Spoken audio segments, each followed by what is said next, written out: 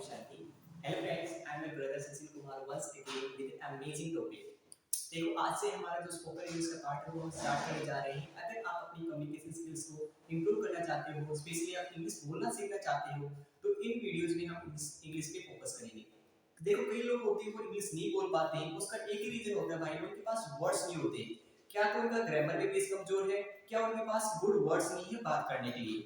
तो इन वीडियोस में जो मैं ग्रामर पे ऑलरेडी वीडियोस बनाता हूं, अगर आपको अपना ग्रामर स्ट्रॉन्ग करना है तो आप मेरे वो वाले वीडियोस भी देख सकते हो। बट इन वीडियोस में हम अपने कम्युनिकेशन स्किल्स पे फोकस करेंगे और वोकैबुलरी पे फोकस करेंगे। हम नए नए वर्ड डेली 5 या 4 वर्ड डेली हम सीखेंगे। देखो जो हमारा कंटेंट रहेगा, मैं आपको कैसे आप अपने स्किल्स को इंप्रूव कर सकते हो या कम्युनिकेशन स्किल्स को इंप्रूव कर सकते हो, उसका प्रोसीजर क्या रहेगा। देखो पहले देखो मैं आपको भाई दूंगा एक पैराग्राफ। पहले आपको क्या मिलेगा, एक पैराग्राफ मिलेगा। हम उस पैराग्राफ को बिल्कुल अच्छे से पढ़ेंगे। उसको पढ़ने के बाद में कुछ वर्ड्स आपको ऐसे मिलेंगे हाईलाइटेड, उन हाईलाइटेड वर्ड्स का मैं आपको मीनिंग बताऊंगा, ठीक है। और उन मीनिंग बताने के साथ में उनके मैं आपको एग्जांपल्स भी दूंगा। देखिए यहाँ पर उनके मीनिंग भी बताऊंगा, उनके एग्जांपल्स भी दूंगा। ये हमारा प्रोसीजर रहेगा सीखने का। देखो एक बात बताओ, अगर हम डेली देखो 5 वर्ड कवर करते हैं तो हमारे कितने वर्ड्स हो जाएंगे एक महीने में। महीने के कितने दिन होते 30 होते हैं, तो 5 वर्ड एक एक, तो हमारे 150 वर्ड्स या 150 वर्ड्स हो जाएंगे पर मंथ। तो देखो कहते हैं बूंद बूंद से घड़ा भरता है, तो डेली आप 4-5 वर्ड्स लर्न करो और उनको अपने डेली लाइफ में यूज करो, ठीक है। तो देखो let's start video without wasting time. देखो वीडियो लंबा हो जाएगा अदरवाइज, तो वीडियो देखो स्टार्ट करते हैं। So first of all Om Shanti. And देखो हमारा टॉपिक क्या रहेगा, पैराग्राफ का टॉपिक हमारा रहेगा व्हाई वी से यस। व्हाई वी से यस, देखो हम हाँ क्यों कहते हैं। कई हमारे फ्रेंड्स होते हैं, कई हमारे फैमिली मेंबर्स होते हैं, अगर वो हमें कोई काम बताते हैं हम उनको कह देते हैं हाँ मैं करूंगा, ठीक है। भले ही हमारे पास टाइम नहीं है हम उनको हाँ कर देते हैं, हम उनको ना नहीं करते हैं। उसका रीजन क्या होता है। देखो पैराग्राफ हमारे डे टू डे लाइफ का बिल्कुल यूजफुल है। अगर आप पैराग्राफ को समझोगे तो आपकी लाइफ में भी आपको लगेगा क्या पैराग्राफ है, कितना अच्छा पैराग्राफ भैया ने उठाया है, कितना अच्छा पैराग्राफ भैया ने बोर्ड पे लिखा है। तो लेट्स स्टार्ट द वीडियो। सो तो पैराग्राफ क्या होता है, बिल्कुल क्लियर तरीके से बिल्कुल आराम आराम से पढ़ेंगे पैराग्राफ को, और आपको भी साथ में पढ़ना है, ठीक है। जैसे we agree to many request not because we want to do them. देखो we agree to many request not because we want to do them but because we don't want to be seen as rude, arrogant, and unhelpful. Often you have to consider saying no to someone. You will interact with them again in the future. You will interact with them. Sorry यहाँ पर एक word रहेगा तो मैंने इसको यहाँ add किया है, ये हमारा them है, again in the future. Like कौन कौन से हो सकते हैं, your coworkers, your spouse, your family and your friends. ये हमारा पैराग्राफ था। अब इस पैराग्राफ का मतलब क्या होता है, तो बहुत सारे काम आते हैं हमारे दिन में। देखो एक पर्सन, एक व्यक्ति है, वो हर कोई काम को तो नहीं कर सकता, नहीं के लिए वो कुछ ही काम में सिलेक्ट जिनको वो कर सकता है, ठीक है। बट हम क्या करते हैं, हम कई सारे काम को ले लेते हैं, हम कई सारे काम कर लेते हैं। अगर फ्रेंड पूछता है बाहर को चलेगा तो हाँ मैं चलूंगा, अगर पापा कहे शाम को आपको वहां पर जाना है आपको पापा मैं कर दूंगा काम। तो एक बंदा एक टाइम पे कितने काम करेगा, नहीं कर सकता ना। तो यहाँ पर सेम कह रहा है, पैराग्राफ भी कह रहा है we agree to many request, बहुत सारे रिक्वेस्ट को मान लेते हैं, एक्सेप्ट कर लेते हैं। बिकॉज हम क्यों करते हैं ऐसा, क्योंकि हम उनको इनको दुखी नहीं करना चाहते, उनको हम अपसेट नहीं करना चाहते, उनको हम दुखी नहीं करना चाहते, उनको हम अपसेट नहीं करना चाहते। इसलिए देखो उनको हम अगर मना करेंगे तो सोचेंगे पता नहीं कैसे घमंडी लड़का है, ठीक है। मतलब हम ये सोचेंगे रूड है, वो हमें सोचेंगे एरोगेंट है। अब भैया कहोगे एरोगेंट मतलब क्या होता है, जस्ट अभी बताऊंगा। फिर वो सोचेंगे क्या हम अनहेल्पफुल है, हम कोई काम के लिए हम निकम्मे हैं। आप चाहते हो कि मैं उनको ना कह दूं बट आप ना नहीं कह पाते हो उनको। आप चाहते हो मैं उनको ना कह दूं बट आप ना नहीं कह पाते हो। देखो यहाँ पर सेम नहीं करता, वही बात लिखा है मैंने। देखो you have to consider saying no to someone who will interact with again in the future. Course इस टाइम तो आप समझ लें, ठीक है, इस बार तो मैंने ये काम कर दिया, इसके अगली बार जब फ्यूचर में कहेगा मेरे को, अगली बार ये मेरे को कहेगा तो हम इसकी बात नहीं मानूंगा। हम सोच लेते हैं ऐसा, बट फ्यूचर में जब वो हमको फिर से काम बताता है तो हम उसको फिर से एग्री हो जाते हैं, हाँ मैं ठीक ही कर दूंगा मैं तेरा काम।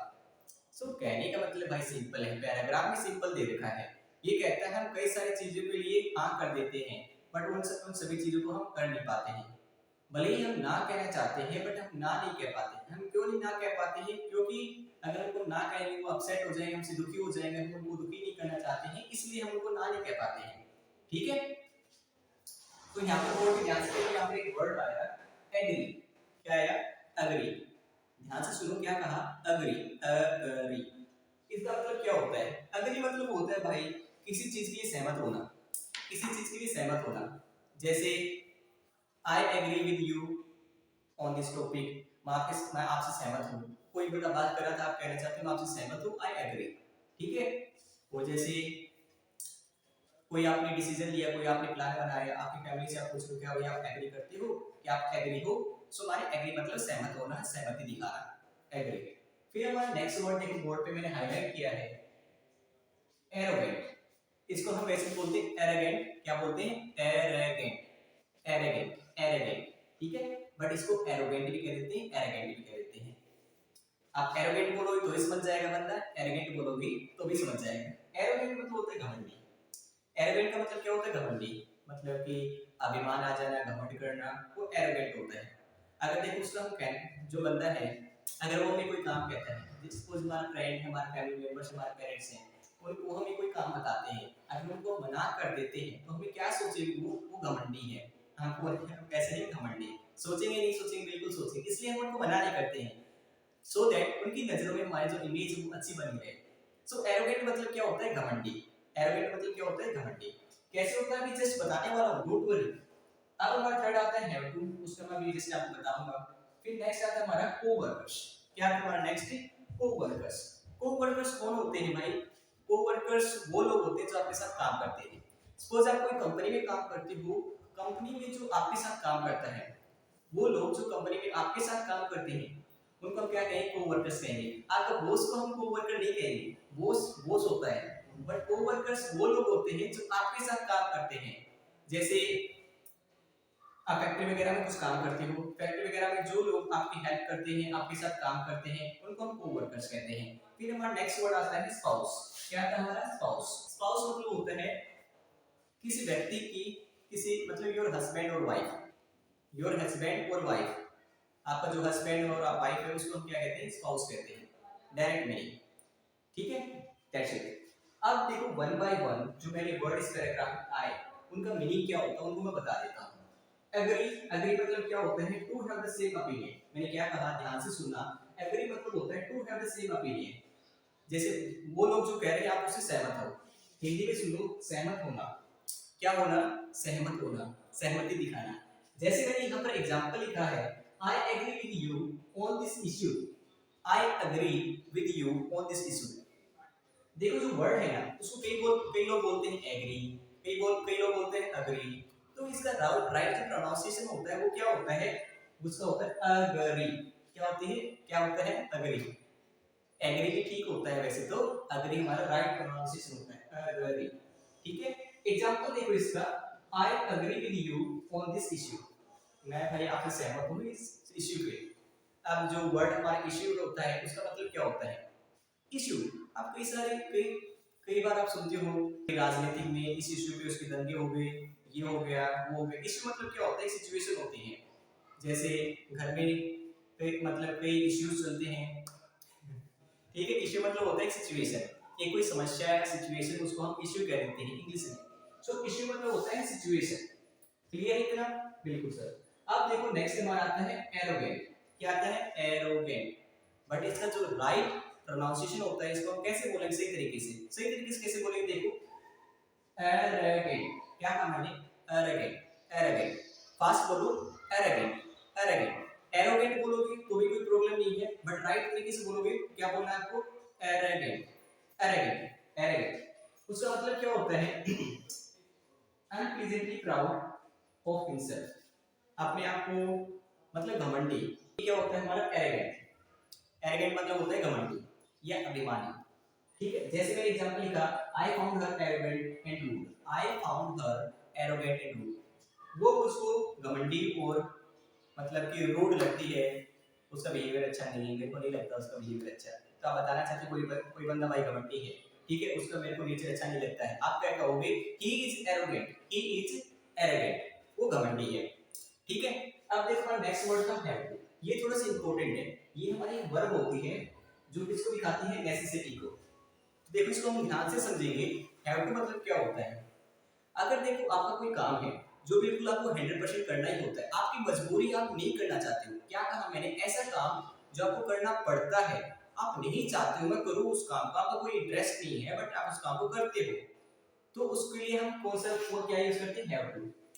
जैसे जब बच्चे छोटे होते हैं और हम भी भाई जब छोटे थे तब हमें स्कूल जाना पड़ता था, बट हम स्कूल नहीं जाना चाहते थे, ठीक है, सो हम क्या कहेंगे, we have to go school, हमें स्कूल जाना पड़ता है। अगर आपको कोई काम करना पड़ता है उसके आप वर्ब, उसके लिए आप एक वर्ड यूज करते हो, have to. I have to go market, I have to sit in the shop, मेरे को दुकान संभालनी पड़ती है, आप नहीं चाहते हो मैं दुकान संभालूं, आप चाहते हो मैं घर पे रहूं या पार्क वगैरह में जाऊं, कुछ भी चाहते हो, बट आप वो काम नहीं कर पा रहे हो, जो आपका इंटरेस्ट है वो काम आप नहीं कर पा रहे हो, और उसके अलावा आप दूसरा काम कर रहे हो, बट आपको करना पड़ता है, आपकी मजबूरी है। देखो मैंने यहाँ पर एग्जांपल्स लिखे हैं, दो लिखे हैं, सभी पे देखो मैंने एक एक एग्जांपल लिखे से दो लिखे, थोड़ा सा इंपॉर्टेंट इसलिए मैंने लिखा है, ध्यान से देखो। We have to wake up early in the morning, हमें सुबह जल्दी उठना पड़ता है, हमें सुबह सुबह जल्दी उठना पड़ता है।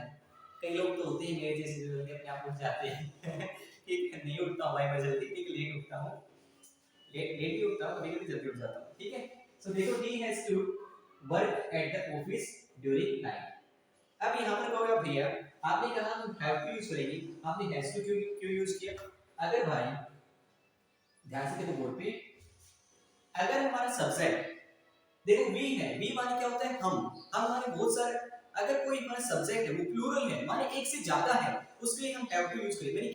हैव टू किसके लिए, प्लूरल प्लूरल के लिए, और हैज टू किसके लिए, सिंगुलर के लिए। यहाँ पर मैं एक आपको नोट बताना चाहता हूँ, आई के साथ क्या आता है, हैव टू आता है। आपको भैया मैं तो अकेला हूँ, अकेले के साथ क्या है, हैज टू नहीं आएगा भाई, है आई के साथ हैज टू नहीं आता है, आई के साथ क्या आता है, हैव टू आता है, आई के साथ क्या आता है, हैव टू। तो एक नोट डालो यहाँ पर, सो देखो यहाँ पर एक नोट डालो, आई के साथ क्या आता है, हैव टू आता है।